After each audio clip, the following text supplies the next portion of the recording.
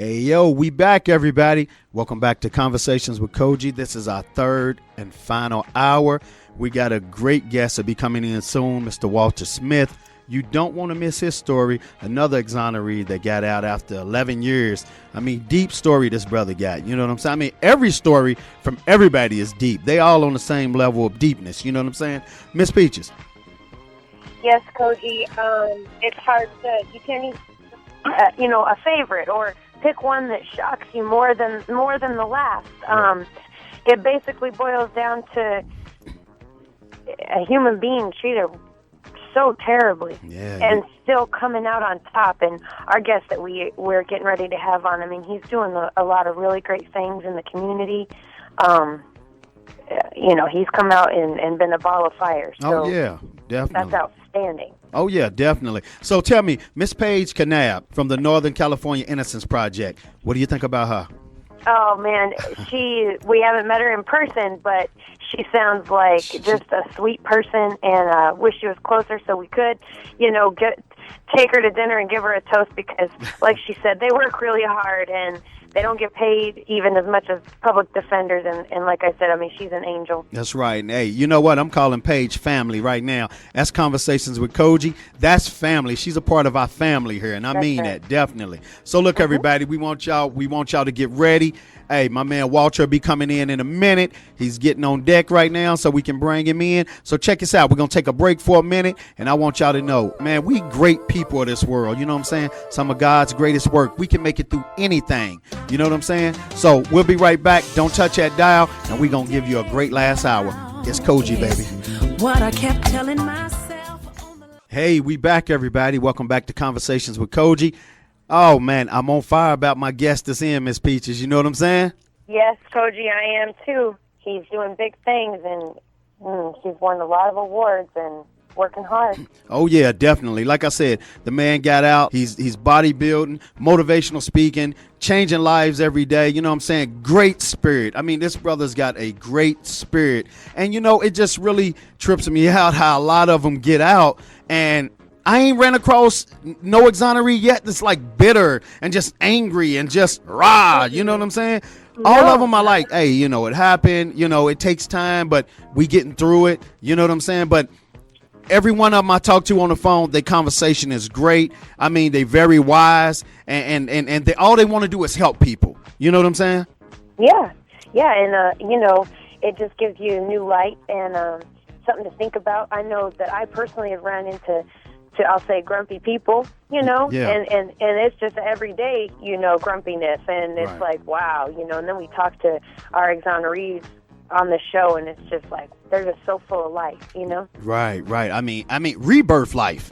They lost one life, and then come back in and restarting it all over again. And that's something that Walter had talked to me about before the show. It's about rebirth in life. And I mean, he's a great motivational speaker. I think y'all gonna love him when he come in. Miss Peaches roll the red carpet for him and let people know about him, and then we're gonna bring his brother in. Okay. Walter Smith was wrongfully incarcerated for 11 years.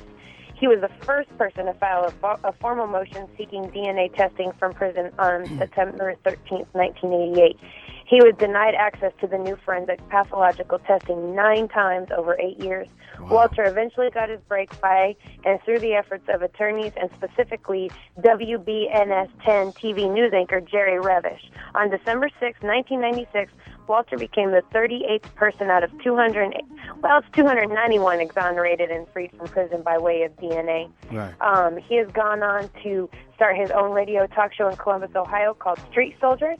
He has been given many awards for achievement and outstanding performance, and he's doing great things and showing that he is a leader in the community. And he also holds a couple of amateur as well as professional titles for bodybuilding. There it is. We got the Hulk on her. We gonna put it down. Yo, I'm proud of him with his dedication. Hey, y'all, I'm gonna tell him to give the website. Y'all go to the website and check the man out. You can tell he definitely been putting in work. You know what I'm saying? In the gym and out of the gym, and he's definitely a God blessing to my show. I ain't gonna wait no longer. Mr. Smith, how you doing? I'm good.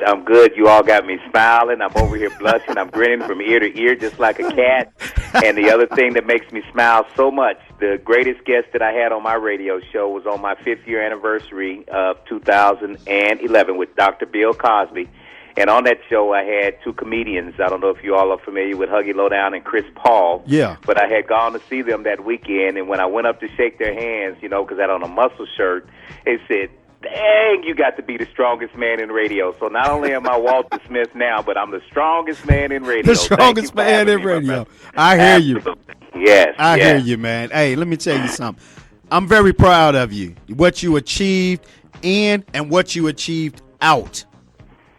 And I just want you to know that I want a lot of people to really fuel off what you're going to talk about today, because like I said, you definitely going to drop some knowledge. And how much does it mean to you to enlighten our people now that you out and you done been bamboozled and been through all that? You made it out of it. But how often are we bamboozling ourselves as a community? That's interesting. And I'm going to start with the Trayvon Martin case. Money talk, dumb stuff don't. Money talk. This young man's got money. This man killed someone and has raised $200,000. This man killed someone and was able to go in hiding and was able to turn himself in when he decided to turn himself in. That's America, and we need to wake up and smell the coffee.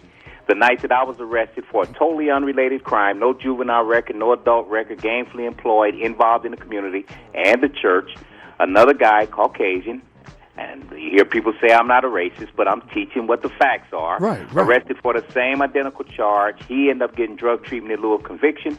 I ended up getting sentenced 84 to 200 years, 280 years for multiple rapes with 3 white women. I never saw a day of my life. Same thing again, I come back to the Trayvon Martin case. There's a lot of stuff that's going on that is, in my opinion, from being wrongfully incarcerated. His father was a judge. His mother worked for the courts. They are fabricating stuff. They are altering stuff. They're doing everything that they can to keep their baby out of the joint, in addition to having raised him over $200,000. When you poor and broke, you don't stand a chance in America's judicial system. You got a little money. Many people with money do little to no time in America. Right. Well, what can we say to the community that ain't got no money, but they wrongfully accused? What can we say And to that's them? a sad tragedy as well, because the document that we all are supposed to stand on, and we had to fight like living HECK in America for people of color to even enjoy the rights of the so-called Constitution of the United States. Right. And again, the Constitution is supposed to protect us. We should have equal protection of the law. We should have due process in America.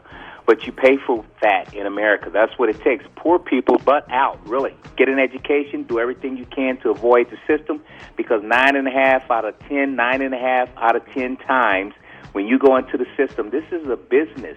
The state of Louisiana generates $172 million annually and are traded on the United States Stock Exchange now.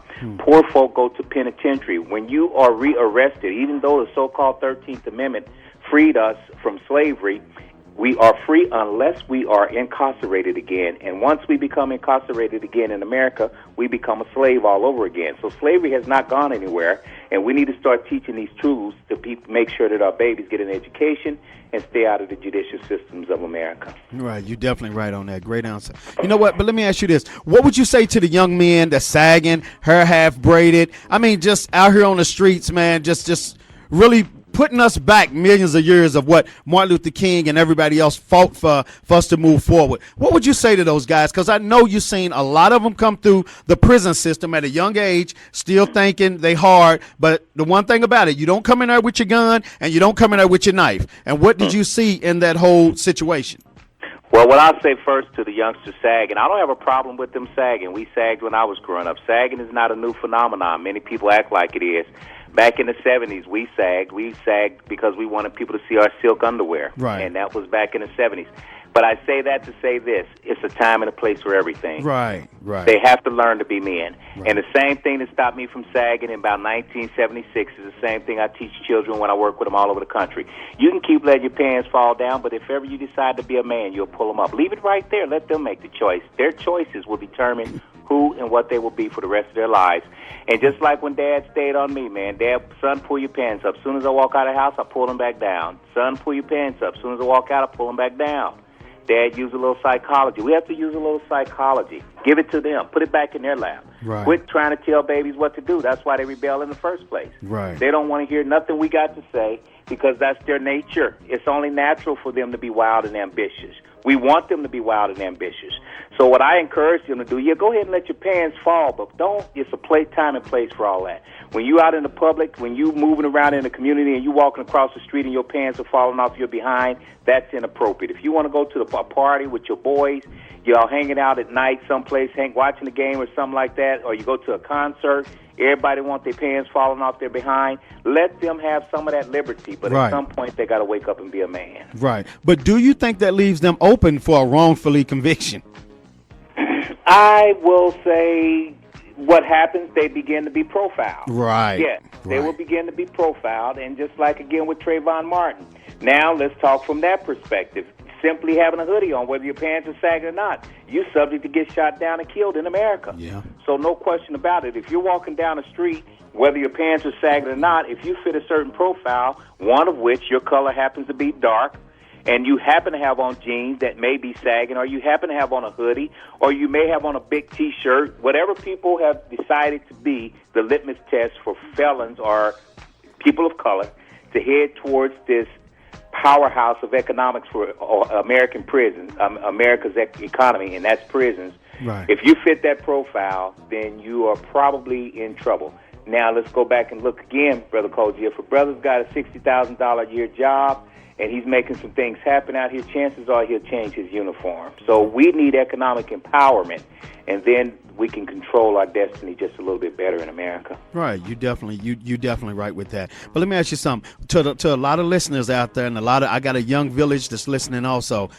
What would you say to the young men who, they got this fascination with jail? They got this fascination with sending pictures from jail. They posing, they squatting down, this, that, and the other. And when the younger family members see this, it's almost like a badge of honor that they might want to go there. Could you talk about that vicious cycle, please? 80% of what we learn from what we see. 70% of the times we would duplicate, replicate, and imitate exactly what our predecessors put in front of us. My point being, if grandpa, uncle, and brother went to penitentiary, guess what? There's a 70% chance that they're going to. It's in our DNA. Right. We have to break the cycle. We have to educate ourselves. The best thing happened to Walter Smith, and I'm one of the rare exceptions, was I became intelligent in prison. I learned how to think. But our babies need to break the cycle. How do we break the cycle? I will probably say it 20 times before this interview is over. We need money. Our people do not have money. We have $1 trillion buying power, but we do not manage our money appropriately. Every other race in America keep their dollar in their community anywhere from 8 to 5 times. Jewish, Arab, Indian, Asian, everyone but us. Hispanic, Caucasian, everyone but us. All those people benefit from us because as soon as we get dollar, we give dollar to them. Right. Until we develop economic empowerment, and then we teach our babies. We let our babies be taught by persons like myself who is overqualified and bona fide to be an education, to be an educator. But because I've had the misfortune of going through America's system and I have worked in city schools, we put these impediments on those of us who can't teach, and that keeps us from reaching our babies. So once we develop economic empowerment, then we can set up our own institutes, and we can teach our babies how to become financially independent and break the cycle of going to prison. But our babies duplicate and imitate exactly what they see. And that's why it's easy for them to want to do those things, because it's the only thing I know. 10 years ago when I would work in schools, 8 out of 10 children wanted to go to the NBA. Now, 11 out of 10 children want to be a rapper. We got to fix that. Right. Yeah, you're definitely right on that. Let me ask you something. Since Obama been in office, people seem to think we got it good. Do we got it good? Everybody thinks that because this man was voted president that all the problems of America pertaining to people of color have disappeared or have gone away. It has gotten worse, in my opinion, because people that have power do not want to relinquish power. That's right. And when you put a black man in control of the world's strongest leader, and I support President Barack Obama, but in order for him to be a president, he has to lean to the benefit of the people with money. Example, his decision to support lesbians and gay people, in my opinion. Money, period. Right. If black folk ever take our buying power and we do it in concert in a collective way and go to the president, for instance, what I frequently run into on my radio show and other people, is the slew of us that call in complaining about what the president doesn't do in our communities. Well, darn it, we don't do nothing in our own communities for ourselves. You got that right. I done said it on one of my shows. You right. Yes. Definitely Political people go where the money's at. That's right. This decision ain't nothing about whether that man supporting gay and lesbian people being with each other.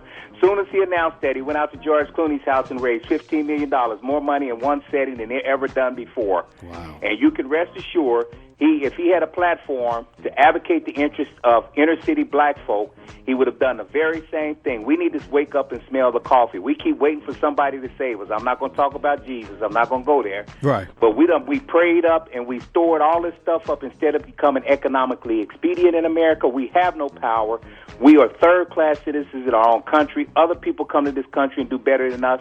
We've been here more than 400 years. We have a strong Somalian community in Columbus, Ohio. They own more in 15 years than we've owned the last 230 years of Columbus, Ohio's existence, 200 years. Wow. You know what, let me ask you this. Let's go there about Jesus for a second. I'm going to go there with you on this. Now, like you said, everybody's prayed up and they feel like they entitled to this, they entitled to that, but there's no works. I've been saying that on my show. There's no works with the faith. Can you speak on that, sir? I love to. And I have to be careful on my show, but I don't have to be careful on your show. No, come on with it. Come on with it. Come on with it. No, it's amazing. When I got to prison, I love the church. I love Jesus. I live like Jesus. Jesus was not as passive as so many people want to preach and teach about. Jesus was a courageous man, and I have to say that I don't have the courage that Jesus had. But Jesus did what Jesus had to do at his time, and we should live like Jesus and quit waiting on Jesus to come and save us. That's right. When I got to the penitentiary and was sentenced to 84 to 216 years, my own pastor told me, because I said, I'm going to give it over to Jesus. He said, no, man, this thing is serious you're dealing with. You better pick up a book. Wow. Educate yourself, because these people ain't playing. So we got to put all that stuff in perspective. We need to let Jesus be our example instead of letting Jesus be, I have to say it, we keep waiting on him to save us. No, we need to save ourselves. That's and right. hope that God will bless us and let us enter those pearly gates of heaven after we've done the things that we're supposed to do here on earth. And right now, a lot of us that think we're going in, we're not going because we haven't done what God called us to do. That's to produce and take care of our own. We haven't done that. You're definitely right, and that was a great answer, and I mean that definitely. You know what? Because I tell people all the time, I hear so many people, oh, man, I'm going to wait on God. I'm going to wait on God.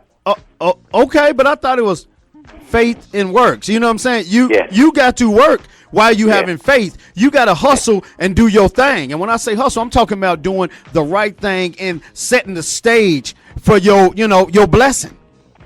Well, Cogee, that's how I got out of prison. And again, I've read the Bible cover to cover 9 times. I've read the Holy Quran cover to cover 7. I'm getting ready to complete it for the 7th time. Okay. And I cannot put enough emphasis on how much I love the church and how much I love Jesus. But my definition of the church is far different than these physical edifices in our communities. And let me use this as an example. If you got a preacher that's driving around in a Hummer, that's a pimp.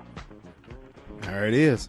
How can you drive a vehicle that only get 8 miles to a gallon, and you got parishioners that probably ain't got no car, ain't even got no lights on? Catching a bus. You gonna call yourself preaching to somebody? That's a pimp. So until we start getting some things in order, and furthermore, I won't call him a pimp if he's pulling a rocket with something like that. Other words, we got these people so-calledly represented. Would Jesus have ever had a vehicle, anything like that? Absolutely not. So how can you come in and even mention Jesus' name when you pulled up in a vehicle, as bad as times are out here? If you get a car that gets you 20 miles to a gallon and give the difference to the inner city and pay for that baby to get some pants to pull up on his behind, that's ministry. Yeah. But when you're rolling around like that, something's terribly wrong, and we advocate it. We go in there, we give them that money. You understand me? And you know he can't come back and put nothing in the community because he's too busy putting all his money in that gas tank. Yeah. You understand me? Right. But when I got in the penitentiary, and everybody was telling me, particularly from the Christian community, especially inside, they said, turn it over to Jesus, Walter. Turn it over to Jesus. Jesus said, get off your lazy behind. You done messed up already with that drug addiction, which is why you got here. Right. I got your back, but you better get you an education, take good care of yourself, and fight, and then I'll get you up out of here. That's how you get out. That's how we get anything accomplished that we do in life. We grab Jesus' hand, and he link us to the chain that will make us have a strong bond in whatever it is that we want to achieve. I definitely agree on that with you. But let's do this. Let's tell people who Walter Smith was prior to prison. Good stuff. I come from a well-to-do background. Both mother and father was in the home. Could have done anything that I wanted with my life.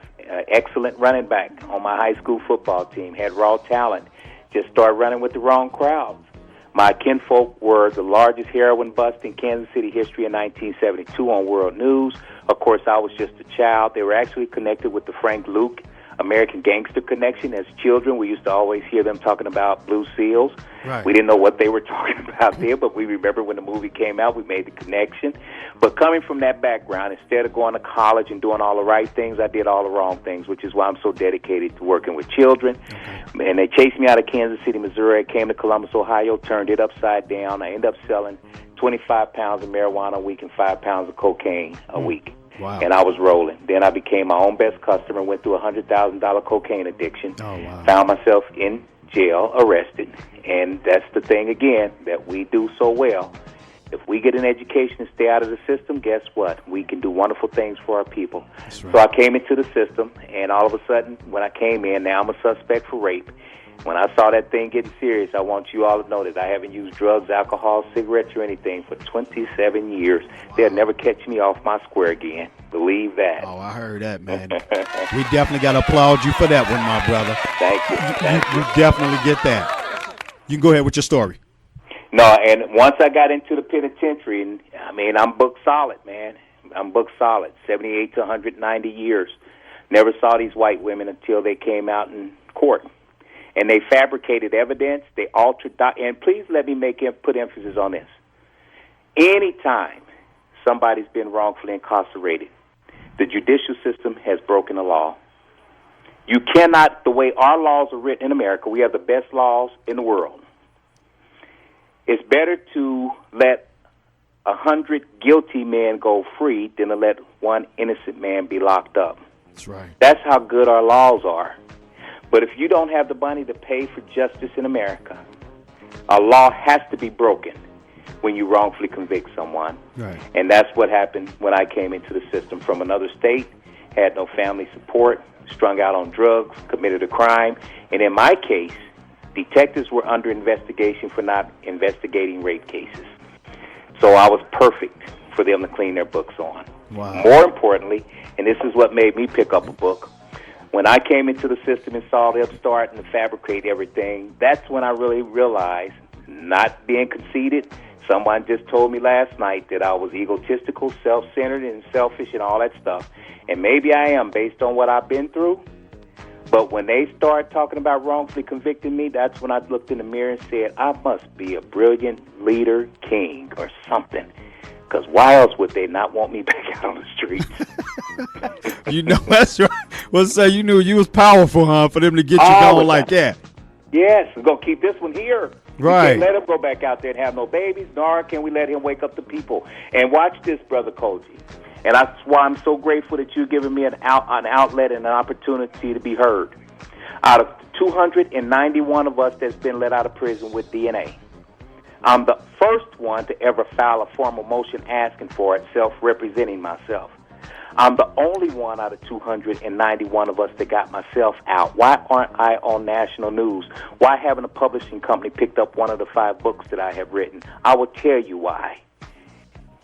2 parts first. Okay. Old school racism versus new school classism. A lot of brothers that could put me on TV are not going to do so because they're jealous and envious. Right. Classism is what we suffer from now. Mm-hmm. And then old school racism still exists in a lot of high places. Why would we put a strong soldier, this guy 54 years of age, with a body that's 28 years of age, why would we show that a junkie, former dope dealer who broke the law, wrongfully incarcerated, can get through all of that and come back out here and be in charge? Why would we want to educate little black boys and little black girls that they can do the same thing? It's not efficient for us to do so. So you have the house Negroes that sit at the helm of a lot of these institutes in America, and they are so afraid that somebody's going to shine better to them and get more attention to them because they've learned from the predecessors who oppressed us for so long. Right. Okay? Okay. Because if brothers wanted to be just, they would let a brother be in the national news media. They will not put me in the national news media because, again, we would keep some of those 3 million of us, well, I say about 2.2 million blacks in prison and Hispanics.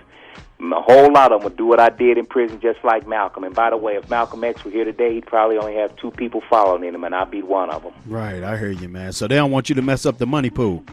Absolutely not. But it's sad that a lot of people don't admire you for feeling good about yourself and rebuilding yourself. You know what I'm saying? You know, and I'm glad that you say that because, again, just last night someone told me that it's amazing. You know what I mean? You invite someone in your life, and then they don't like the way you come across, and now all of a sudden you this bad, vicious person. Oh, I know. Bodybuilding is an egotistical sport. Right. You have to have an ego to get up at 4 o'clock in the morning to go run 6 miles and then go to the gym at 6:30 and work out for 2.5 hours. And then when it's close to competition, be in the gym for 4 hours looking in the mirror to make sure all 9 body parts are perfect. Right. That's ego. Right. It's what it is. Right. If you like digging ditches and driving a truck or working a backhoe, then do it. Right. So why do people all the time criticize, especially bodybuilders? Because it's an art form for us. It's just like a person who's an artist, who's a dancer, who's a ballerina, who's a model. You have to feel good about yourself in order to exceed. It's just like we got the playoffs going on now. The team that plans and work together the best is going to be the team that win the championship. That's right. You definitely and it has to be a component of those who have good, strong consciousness and possibly a high level of egotism. Because if you don't think that you can shoot that three-pointer when somebody's all over you, you may not hit it. That's right. So it's the same thing with bodybuilding, man. It's a form of art, and I love being able to go get the tools and modify this clay and make it into what I want it to be. And at the end of the day, I like to say, okay, I like that. Now, does that make me able to get along with other people? Indeed it does, because that's Walter's little world. But that's what it took for me to get out of prison. I had to learn to love myself. That mindset. And I'm not going to relinquish that for no one. Right. And what we're talking about, everybody, is his mindset. This is Walter Smith, a exoneree, was wrongfully incarcerated for 11 years. And like I said, you hear him right now just saying he had to love himself to be able to get out, to save himself. Am I right or wrong, Walter? Oh, absolutely, because when you're doing $100,000 worth of cocaine, you can't tell me you love yourself. When you're smoking cigarettes, 500,000 people die every year from cigarette-related ailments. You can't tell me you love yourself. When you're sitting there eating pork and you know that pork will cause you to die, it will cause you to have trigonosis, it will cause you to have high blood pressure, it will cause you to be obese, you can't tell me you love yourself. You see, when you overweight by 60 pounds and your BMI is 25% high, you can't tell me you love yourself. You hate yourself. When you start loving yourself, you will take care of yourself. That's right. And again, being wrongfully incarcerated, I had to learn how to love myself in order to get out. Right. And what I learned to do as soon as I got there, and the judge even said it trying to be funny, after he sentenced me 84 to 216, he said, go to prison, take good care of yourself. You hear? Because his intentions was I would never get out and see another beautiful woman. By the way, that was one of the key factors that got me out. I got to touch a woman because I didn't mess with men. I heard that. Yeah, I heard that, man. Definitely. Let's do this. Miss Peaches, chime in. What Walter's saying is so true, and that's a good lesson for everyday life. No matter what it is you're doing, you have to love yourself, and you have to have that confidence.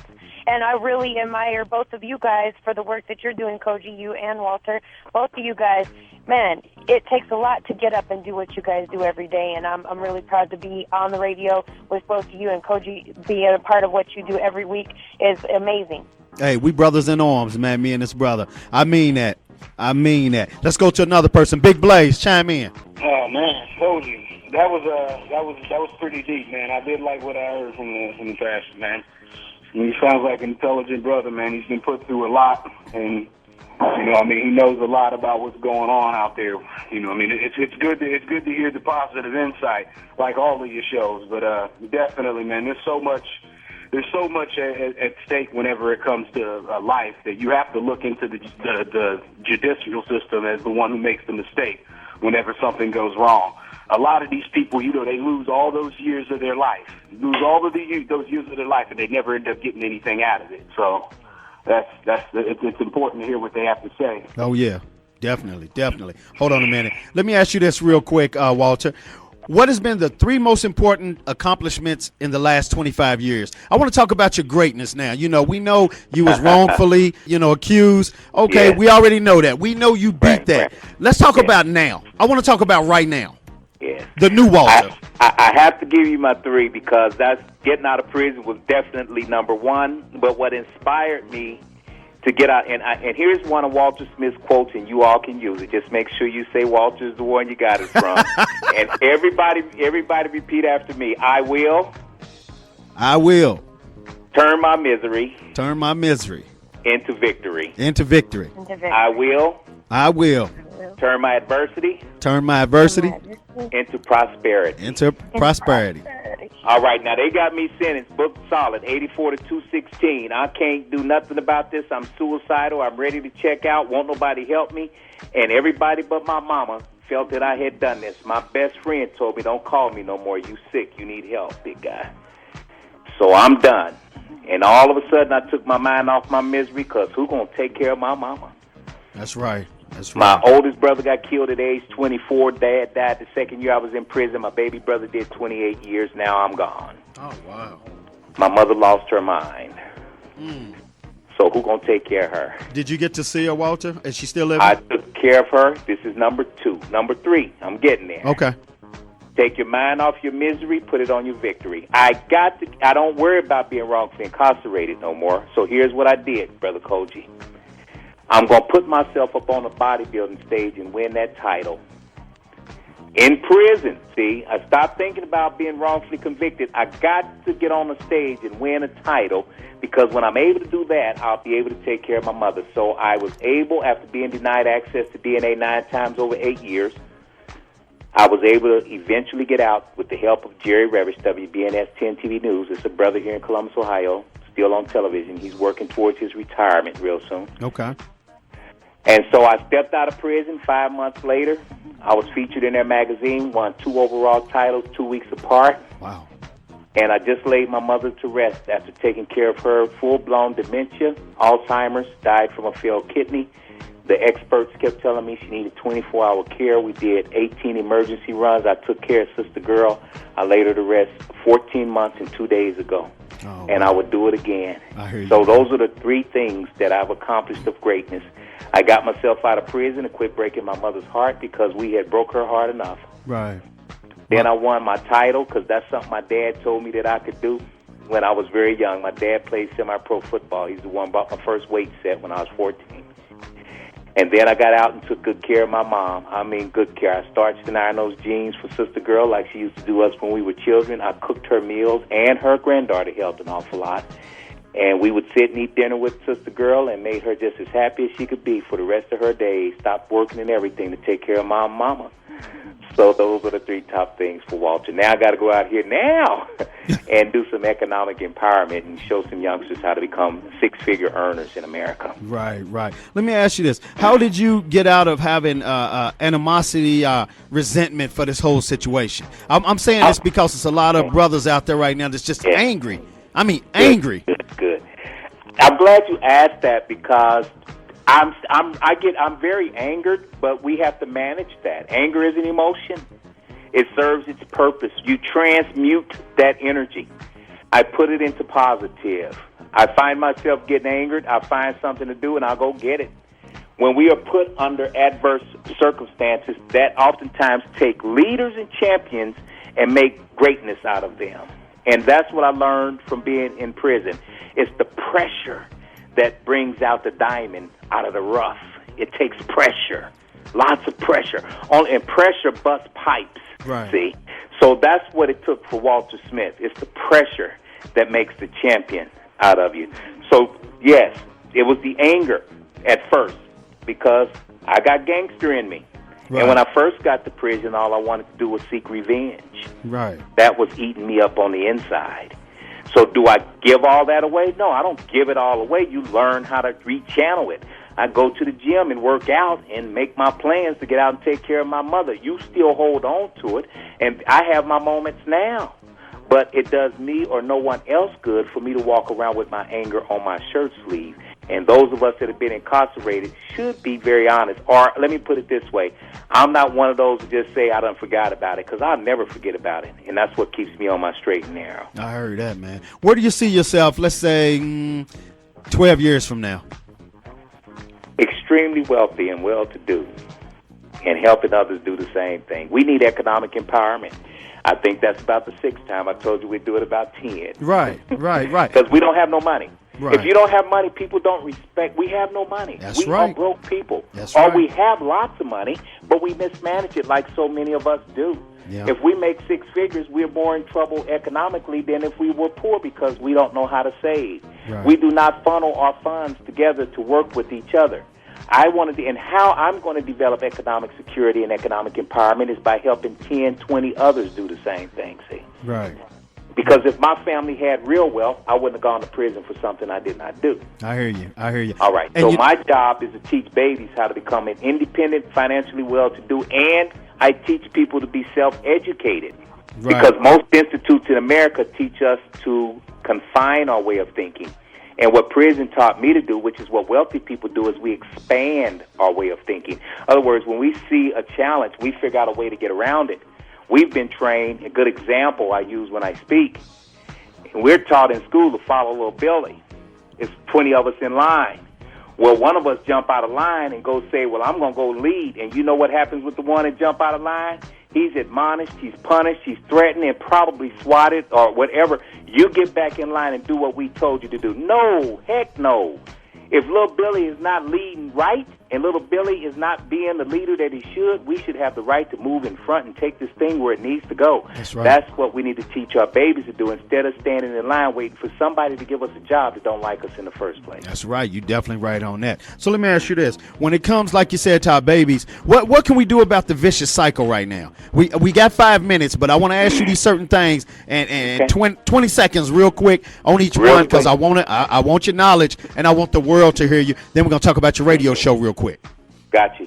No, 70% of the babies come from a single-parent home. Why is that? All the men are locked up. Why? We don't have no money. We need money. Economic empowerment. We need to do better with the income that we generate. That's right. And with your books that you got wrote, what do you want to see come from the knowledge of your books? That's a good story. That's a good one. One is called Emancipated. That's the one on prison. The other is called Street Soldier, which is the name of my radio show. I tell my story. Okay. And that in itself will be volumes of education because I lay it all out, and then the children can make the choices from there. Okay, there it is. What about Against All Odds and Your Choices? Good point. Against all odds, I mean, you can overcome, you can do and be anything you want to be. All you got to do is believe. The choices we make between 12 and 19 dictate and determine who and what we will be for the rest of our lives.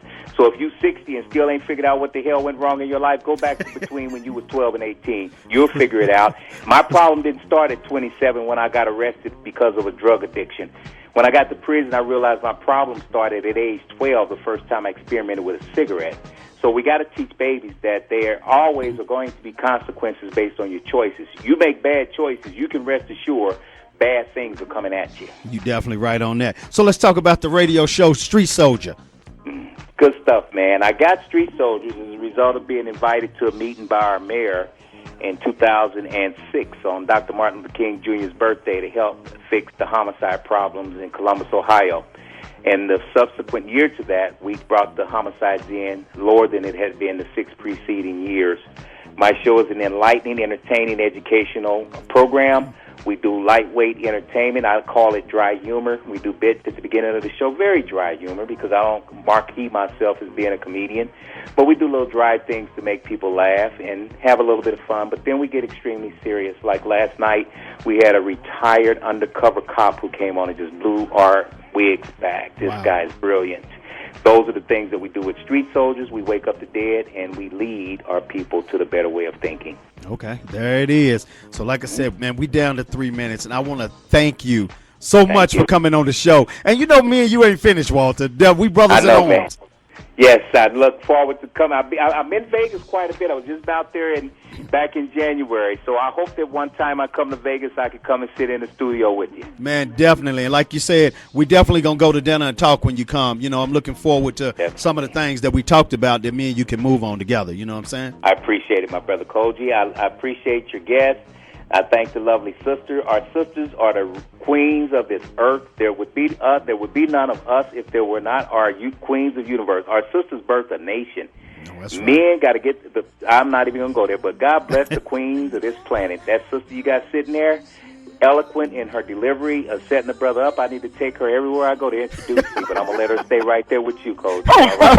Thank Miss you Peaches, very much. real I quick. loved it. I almost started to butt in and say, let her introduce me again. That's that ego thing jumping off, right? Hey, we got love for you. My man Big Thank Blaze you. is on here. He's a part of what we doing too. Big Blaze, Yes. tell him Yes. bye real quick. We're on short I time. got to give that brother love because he sound like the kind of brother I like to be in a foxhole with. Because I know the brother got a brother's back with all that baritone coming up out of his voice. Man, so that- I love it. Every ounce that you're putting down, just keep bouncing it around, big brother. God bless you. God loves you. Thank you, And man. I'm grateful for the opportunity that's been on you all show. Okay, real quick. 10 seconds, words of encouragement to everybody out here. You can do and be anything you want to be. All you got to do is believe in yourself and just get out here and do it. Don't let nobody stop you from doing what you do. Let your dreams free you and lead you. God bless each and every one of you. All right, man. Much love. Hang on the phone Thank for a you. minute, and I'll get Thank right you. to you. Just a sec. So, everybody, Appreciate it. I definitely want to thank y'all for being on the show today. All the people that we had on the show. I mean, the show's been powerful. You know, hey, we brung it to y'all. I feel so good. And like I said, I want y'all to listen to all the shows that we got and that we had. They'll be on the website. Learn from it, grow from it. But no, it can't happen to you. And you got to stand up and you got to get away from it and do what you need to do to get on your feet and go right. So, hey, it's been Conversations with Cogee. I want to thank everybody who's been through all 3 shows. I want to thank, the Innocent Project. It's been great.